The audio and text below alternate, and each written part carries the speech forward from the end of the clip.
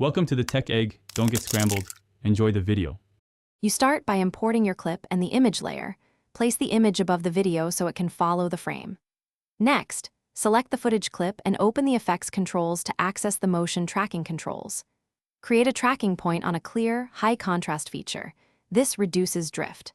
Once positioned, increase the search region if the object moves quickly, and choose a higher precision setting so the solver captures subtle motion accurately before you run the track.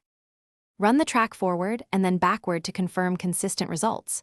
Watch closely for frames where the tracker slips or jumps.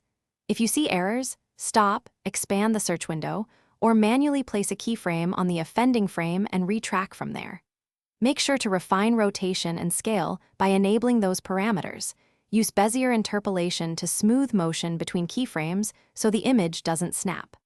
Once refined, scrub through the whole clip to validate continuity and alignment. Now parent your image layer to the tracked null or attach it using the tracked corner pins so it inherits position, rotation, and scale.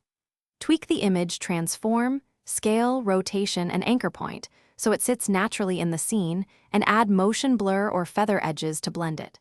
Once satisfied, render a short test segment and inspect for slipping. If you still see drift, retrack using a different reference frame or increase contrast on the track point. Thanks for watching. Consider subscribing if I helped unscramble your problems.